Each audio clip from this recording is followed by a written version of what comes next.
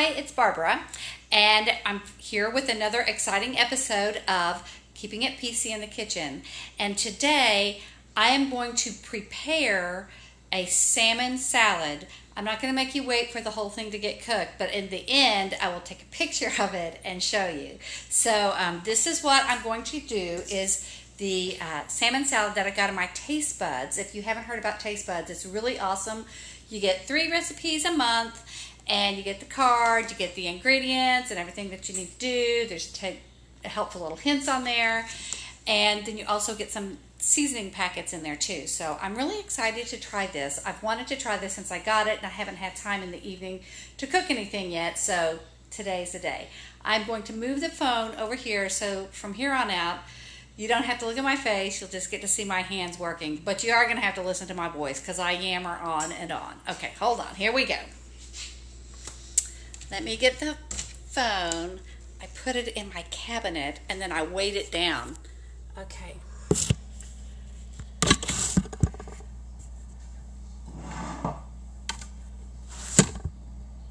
Okay. Hopefully that won't fall. Okay, the first thing I'm going to do is put on some gloves. And we're going to prepare the salmon. This calls for 4 salmon fillets about 1 inch thick. And it has this nifty little thing on it. I love salmon, but when I make it, it's never quite, it's either too dry or I don't think I get it done enough, and then I'm afraid to eat it because I'm afraid I'll get sick or get worms or something. So I don't know if you get that from salmon or not, but I'm still too crazy to do it. So what I'm going to do, I've got the oven preheated to 375, but it says to dry brine the salmon by combining salt and sugar. It is 2 tablespoons of salt and 1 teaspoon of sugar that I've mixed together in this bowl right here. And you're going to coat the salmon in this and then let it rest for 10 minutes. And what this does is it keeps the salmon moist and flavorful even if it's well done. So so we're going to give that a shot. I've never done that before. So here I have my salmon that it was frozen when I got it and I had to let it thaw. So you just coat it with the salt and sugar like that. And it makes sense that this would pull all that moisture out of the salmon. I mean, that makes perfect sense. So it won't be all,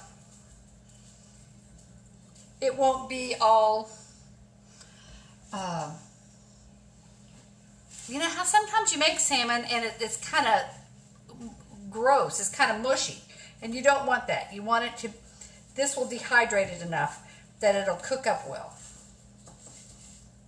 Okay, well, let's get that little piece right there.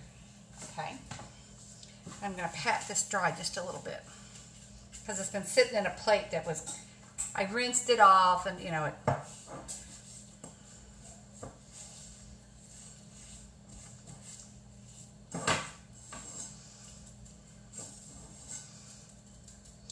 Okay, now we're going to set that.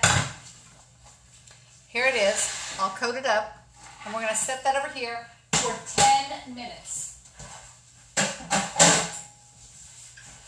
And there's a little note on the card that says, right there, it says, worth every second. So apparently this is a very important step.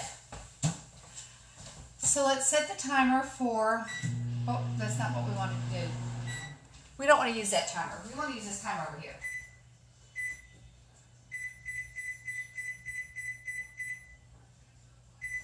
Okay, and while that is going, this is actually a salmon salad. So with the salad, we're going to have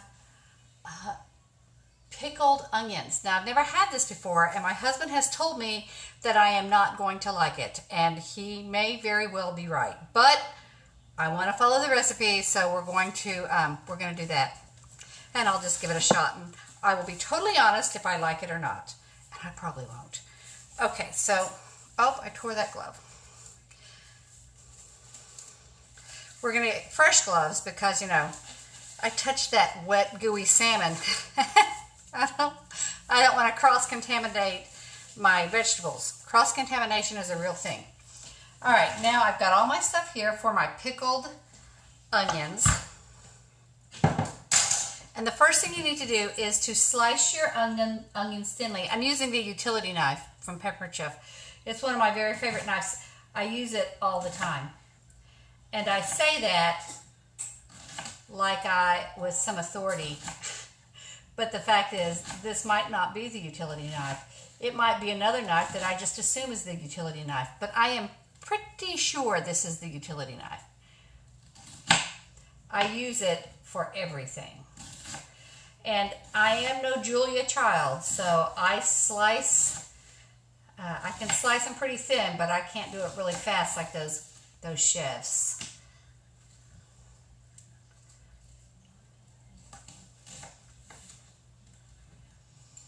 Okay. And this one I'm just going to do this way. And we're going to do the same thing with this half. Looky there, I'm getting a little bit of speed up.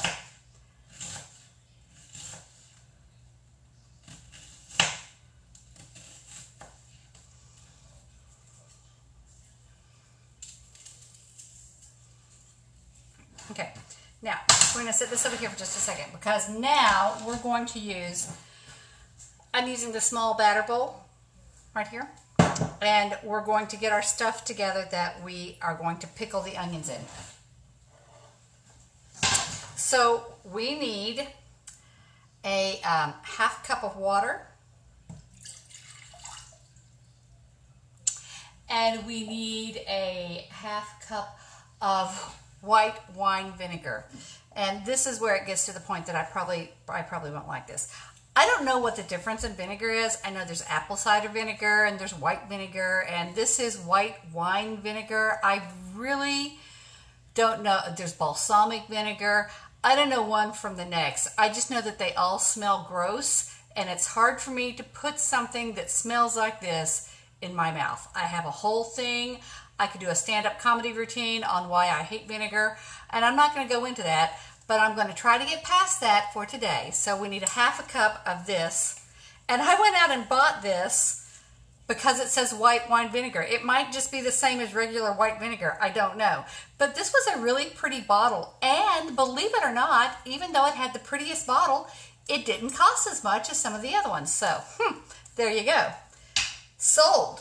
All right, we are going to put this in I love these measure all cups. We're going to do a half a cup of the white wine vinegar. When you are measuring liquids, always make sure that you have your measuring cup on a flat surface. I know you think you can hold something steady, but you really can't. Okay, there's a half cup. That does not smell pretty. I'm just going to be honest with you. All right, put that in there. And then it also calls for a 1/4 cup of sugar, and I have a half a cup of sugar. Okay, hold on, we can fix that.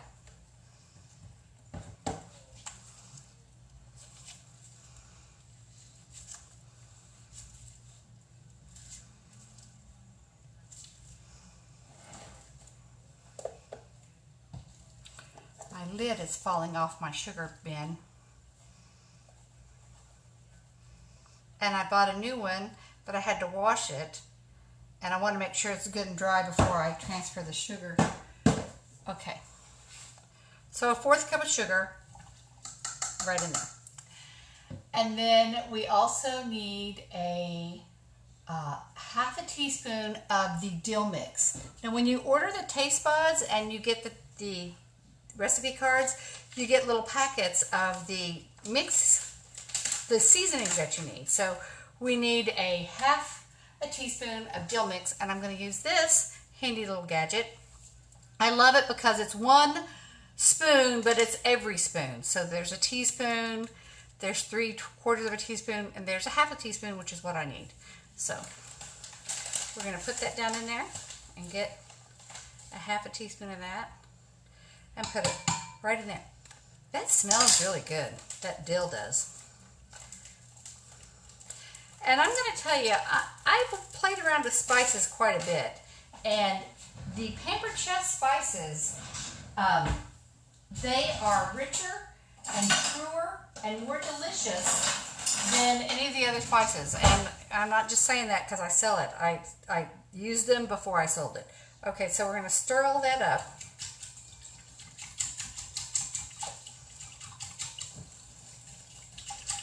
And then we're going to put this in the microwave for 2 minutes, just so that sugar can dissolve. Okay, it smells like Easter egg dye.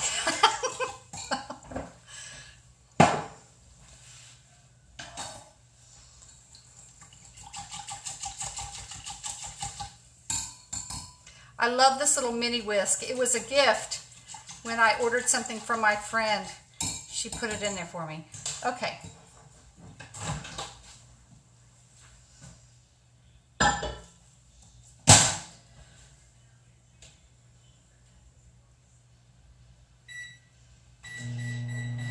Okay, 2 minutes. And while that's doing that, part of the salad is calls for grape tomatoes that are halved. And so I thought it would be the perfect opportunity to show you the present slice. So you put your tomatoes on there and you push this down. This is so neat. I got to the point where I hated tomatoes because I didn't like cutting them, but this makes it so much easier. You just push that in there and you just slice them.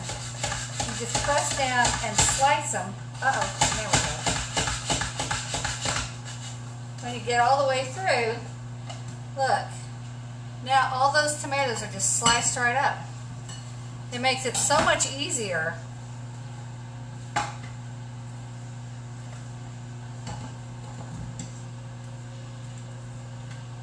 So now I've got all my tomatoes are all sliced up.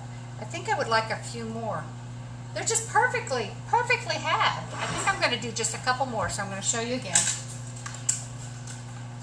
And just so you know, I have washed these tomatoes. I just put them back in the little container.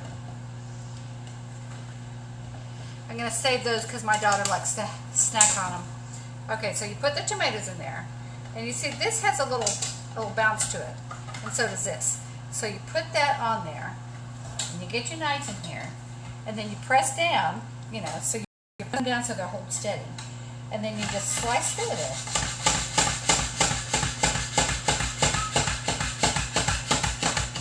When you get to the end, you can't go any further.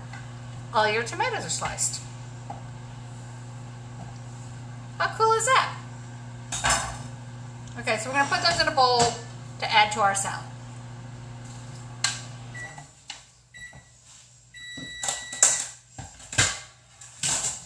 Put these over here out of the way. All right. Now, all of this is dissolved up real good, and it still smells like Easter egg dye, but we're going to give it a shot. We're going to take these onions and put them right in there.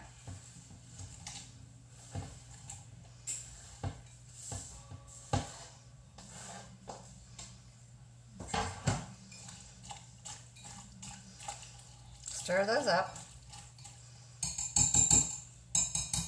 And we're going to put those in the refrigerator.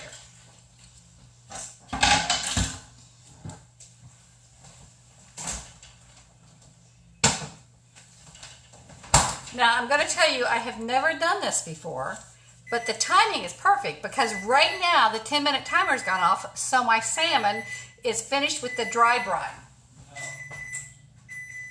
Okay, and what you have to do is, and I'm going to go ahead and leave these gloves on because going from vegetable to salmon will be okay. You just don't want to go from, well, no, I don't know. I just can't stand it. I'm going to have to change them. They tell me that it's okay, but it's just gross to me. So we're going to get fresh ones.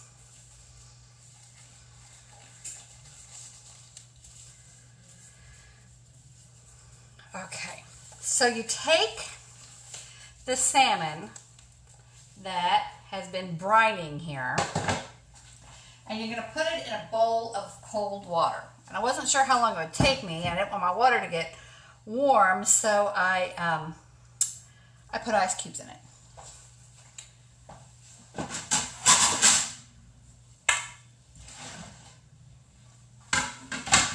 I don't like cold. I don't like my hands to be cold, so I'm not looking forward to this, but it says to submerge it into the water and get all that brine off of there. Woo, that water is cold. It is cold, cold, it's cold. Okay, I'm going to get all that brine off of there, and then I'm going to put it on a little plate over here.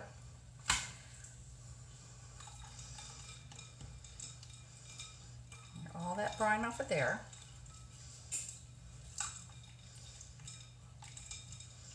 You know, salmon, it is a flaky fish. Most fish is. And if it's not flaky, it's gross. If it's not flaky, it's like rubber, and nobody wants that.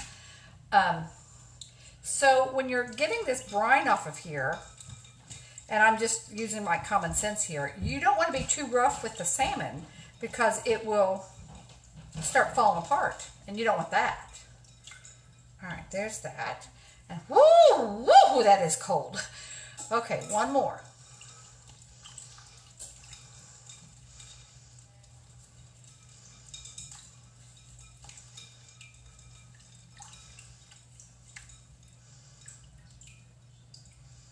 Okay, now let's get this out of the way. When you are cooking fish, whether it's salmon or any other kind of fish, you want to make sure that you pat it dry before you start cooking it. You don't want that wet because it'll just be a soggy, gross mess, and it'll never really dehydrate the way it's supposed to in the oven. So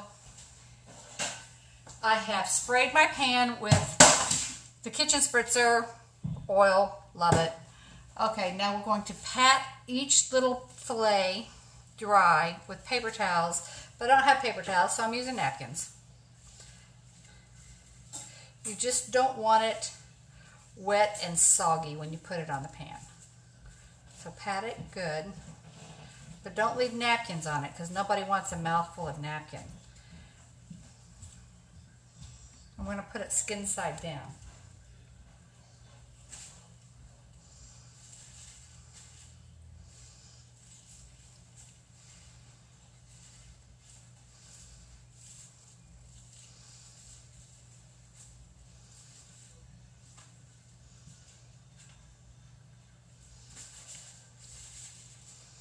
But I mean, don't squeeze it. You don't want to abuse it. You want to be gentle with it. Okay. More napkins.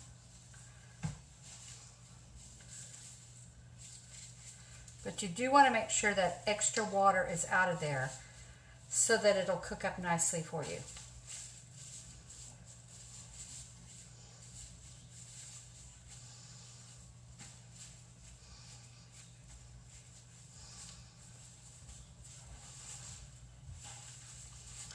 Okay, and we have one more fillet. Ooh, this is a big fat one.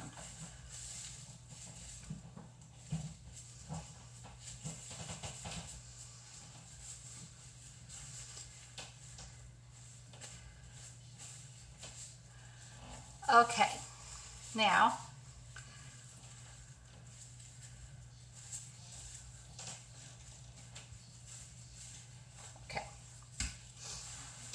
that out of the way.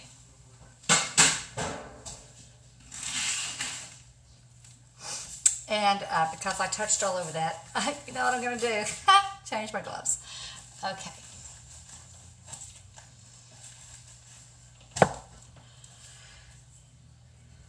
And we just have one last little bit to do, and that is to sprinkle the salmon with some of the all-purpose dill. When I make fish, I always end up just going with Old Bay seasoning because I don't know what else to season fish with. So I'm excited to see how this is going to turn out with the all-purpose dill. And you're supposed to use I think 2 teaspoons? 2 teaspoons. But I'm going to start with 1 teaspoon. And I'm going to use my all-purpose measuring spoon there. And what I'm going to do is put it in my hand like that. And I'm just going to sprinkle it this way.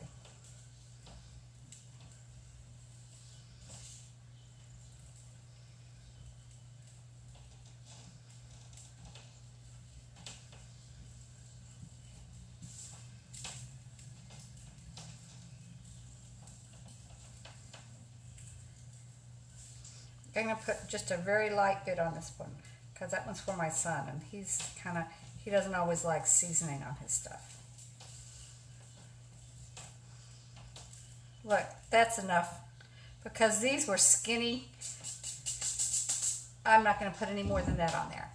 Okay, so the next thing I need to do after I sprinkle them with seasoning, I'm going to, I've already oiled the pan, I put them on there, and I'm going to bake them for about 10 to 12 minutes. And you want to just, you want it to flake easily with a fork.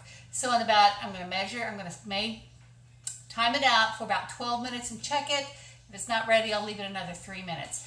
And while all that's cooking, I'm going to get my salad together, and we're going to serve the salmon on a bed of salad, and we're going to drizzle ranch dressing with it. Now, there's ingredients in here and directions to make your own ranch dressing with the dill mix, but it calls for buttermilk, and I know when I buy ranch dressing it's probably made with buttermilk, but if I don't have to see it or smell it, I do much better. So I'm just going to use packaged ranch dressing, and it probably won't be as good as the homemade kind, but that's what we're going to do. Once I get it all done and plated up, I will show you how it looks. And I'm going to move the phone just for a second. Here we are. Okay, so that's going to do it for this episode of Keeping It PC in the Kitchen. If there is an item or a recipe that you would like to see, just comment below, and if I have it, I will show it. And watch the comments because I'm going to put the picture of the beautifully plated food in the comments. Thanks. Bye.